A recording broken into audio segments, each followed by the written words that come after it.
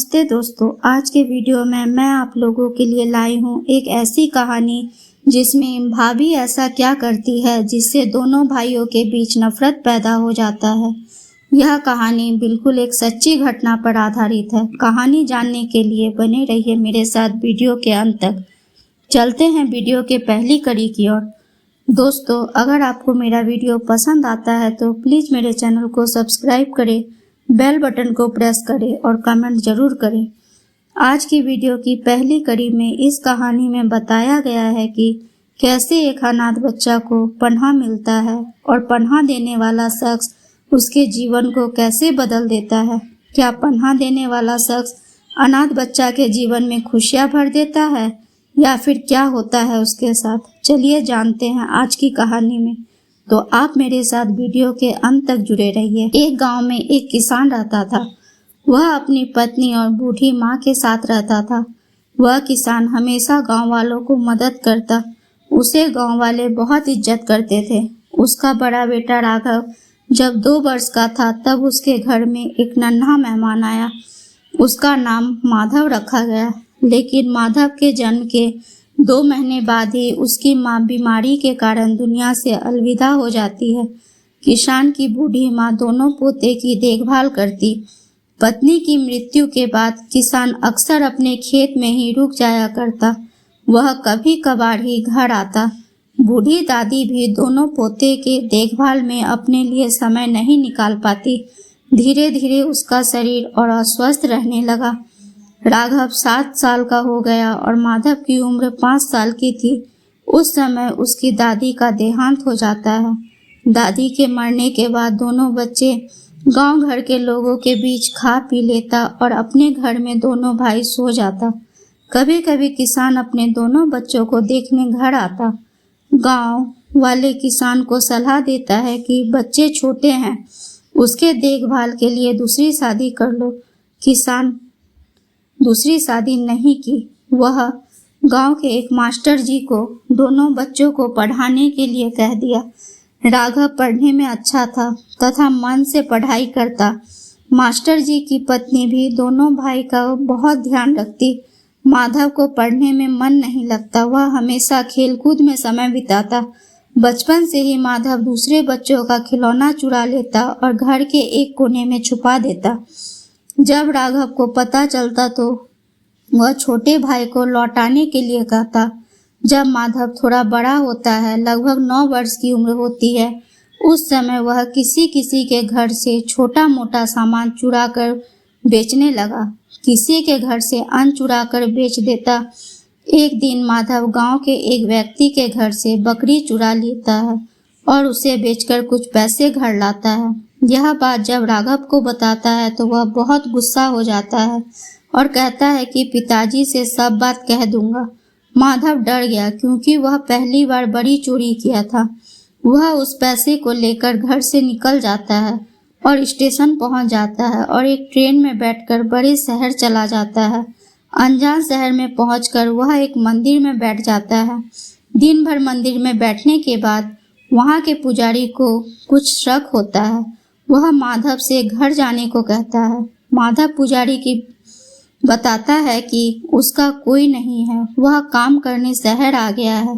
पुजारी उसे मंदिर में ही रहने के लिए कहता है। एक दिन मंदिर में एक सेठ आता है और माधव के बारे में पुजारी उससे बात करता है ताकि उसे कोई काम मिल जाए।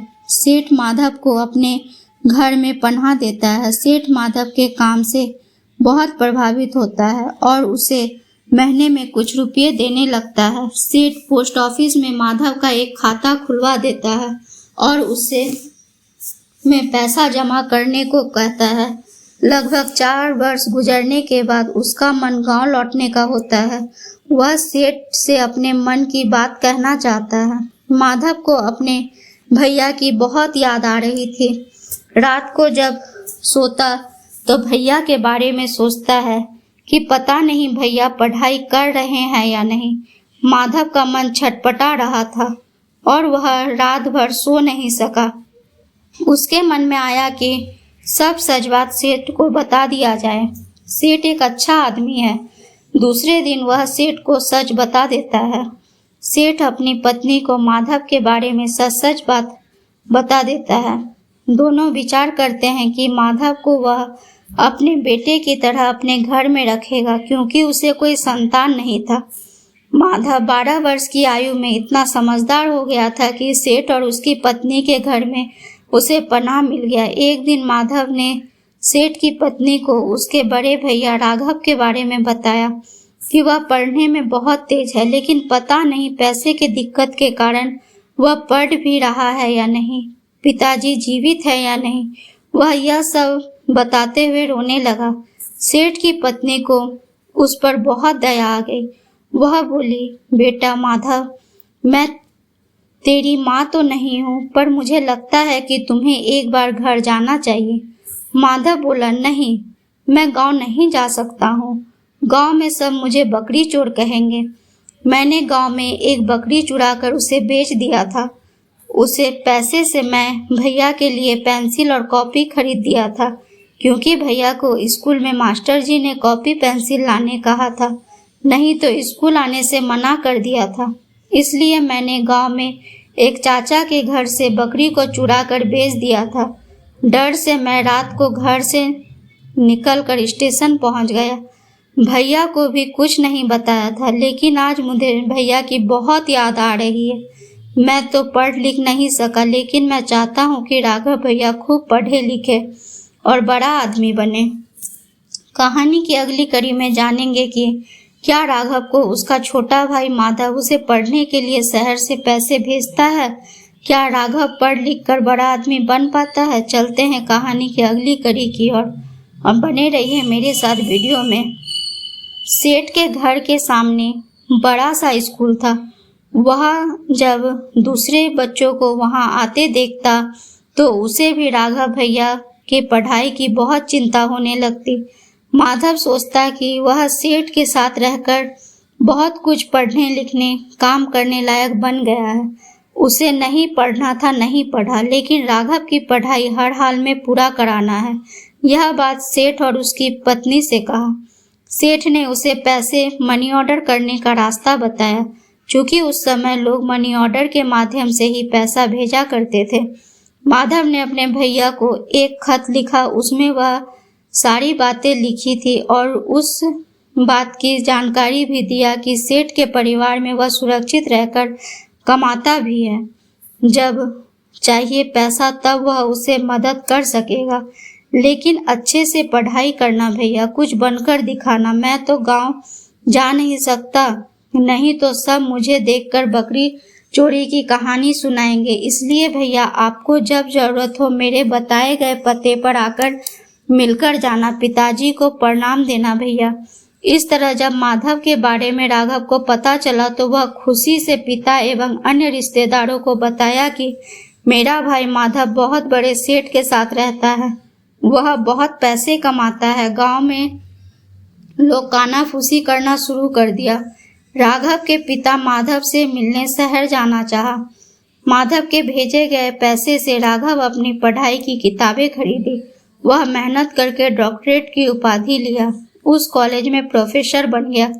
दोनों भाइयों ने खूब तरक्की किया। 2 वर्ष के भीतर नया मकान, मारुति कर, जमीन जायदाद सब कुछ कर लिया। वे लोग अब शहर में रहने लगे। अब राघव की शादी के लिए जगह जगह से प्रस्ताव आने लगा।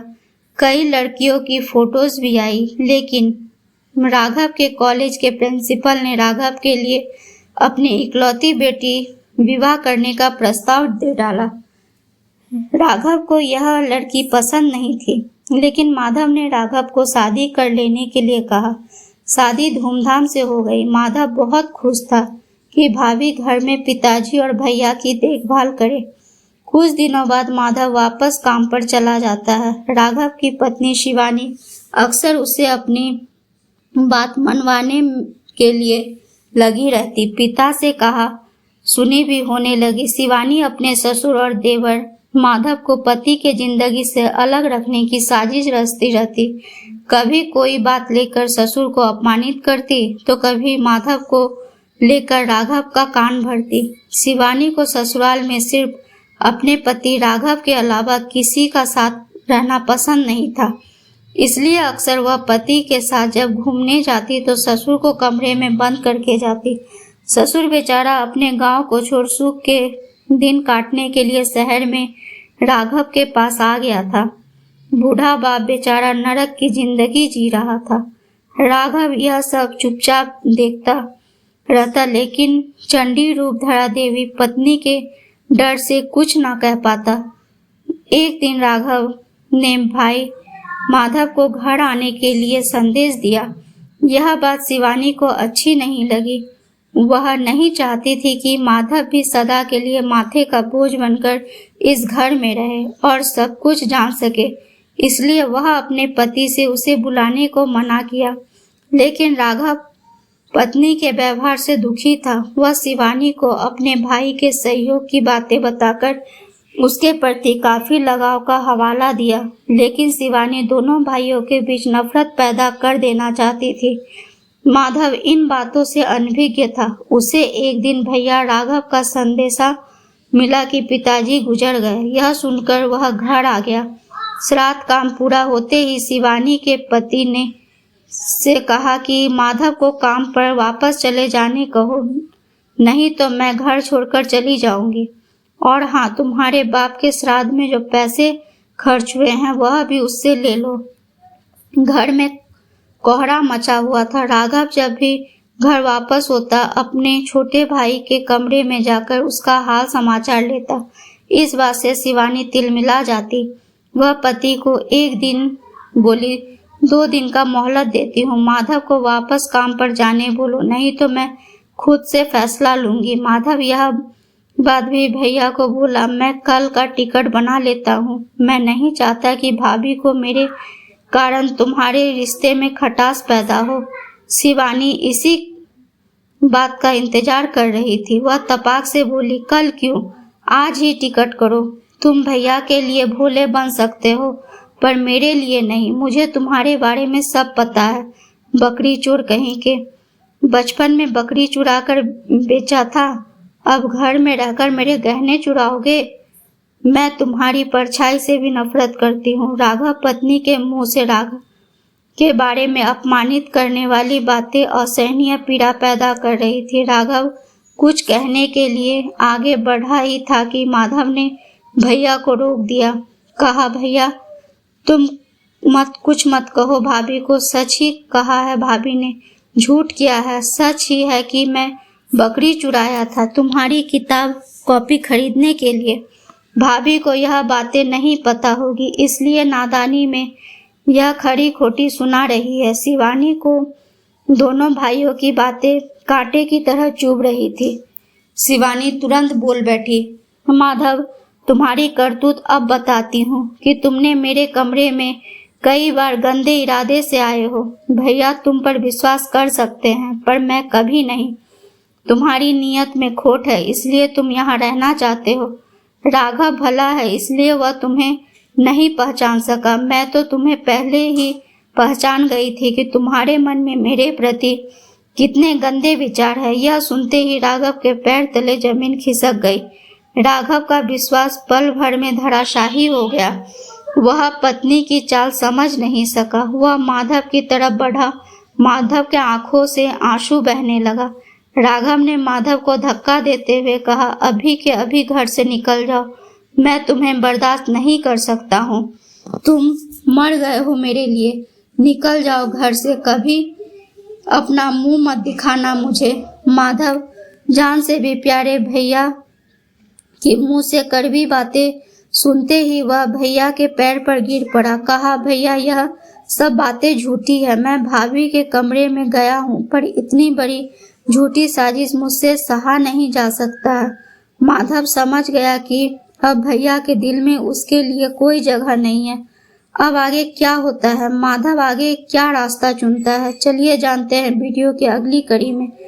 बने रहिए मेरे साथ इस वीडियो में। माधव की बातें को सुनने वाला कोई नहीं था। वहाँ भारी मन से जैसे उसके माथे में शोमन का पत्थर रख दिया गया हो। हाँ, खाली हाथ घर के दरवाजे तक आता है, अपने पिता के फोटो के सामने रुक जाता है और जैसे वह अपने पिता को सच बताना चाह रहा हो। ठीक उसी समय राघव का ड्राइवर आता है और कहता है, चलो माधव भैया, स्टेशन छोड़ देता हूँ, साहब ने कहा है। माधव उसे इशारे से रोक देता है और तेज कदमों से घर से बाहर निकल जाता है। राघव चुपचाप माधव को जाते हुए देखता रह जाता है। उन लोगों को लगा कि माधव अपने काम पर जा रहा है, लेकिन माधव का मोह भंग हो चुका था। वह इल्जाम की पोटली को ढोते ढोते थक चुका था, इसलिए वह वृंदावन नगरी पहुंच गया। वह श्री कृष्ण राधे के चरणों में खुद को समर्पित कर दिया। धीरे धीरे वृंदावन में उसका मन लगने लगा। लगभग 35 वर्षों तक वह वहां रहा। एक दिन तीर्थ मंडली के लोगों के बीच बातें करते हुए राघव भैया के बारे में उसे जानकारी मिलती है कि उसे जंजीर से बांधकर रखा जाता है। उसके 2 बच्चे जो बड़े होकर अपनी माँ के बातों पर राघव से यानी पिता से लड़ते हैं, जिससे उसकी बीमारी हालत खराब हो चुकी है। माधव अपने प्रिय भैया के बारे में यह सुनकर उसका मन द्रवित हो जाता है। तीर्थ मंडली के साथ वह घर वापस जाने की बात सोचने लगता है, परंतु वृंदावन के लताओं के बीच शाश्वत प्रेम का प्रभाव माधव को रोक देता है। वह अपना शेष जीवन वृंदावन में ही बिताने का निर्णय लेता है। तीर्थ मंडली के लोग जब शिवानी को सब बातें बताता है तो वह अपने बच्चों के साथ वृंदावन पहुंचती है। माधव के आश्रम में पहुंचकर उसके चरणों में लिपटकर रोने लगती है। कहती है, मुझे बहुत बड़ी गलती हुई है, मुझे माफ कर दो। तुम्हारे भैया के दिमागी स्थिति भी ठीक नहीं है, तुम्हारे घर लौटने से सब कुछ ठीक हो जाएगा। माधव ने कोई जवाब नहीं दिया। दोनों बच्चों को आशीर्वाद देते हुए माधव ने कहा कि माँ पिता का ध्यान रखना। वहाँ शिवानी की तरफ आंख उठाकर भी नहीं देखा, वह सीधे आश्रम की तरफ चला गया। इस कहानी से हमें यह प्रेरणा मिलती है। जानते हैं वीडियो के अंत में। इसे जानने के पहले लाइक कर दे, सब्सक्राइब कर दे, रिश्ते में विश्वास बनाकर रखे, नहीं तो राघव माधव जैसे 2 भाइयों के बीच नफरत पैदा करने के लिए एक चिंगारी चुपके से इंतजार करती मिल जाएगी, जो क्षण भर में एक खिलते हुए परिवार को राख में बदल देगी। धन्यवाद।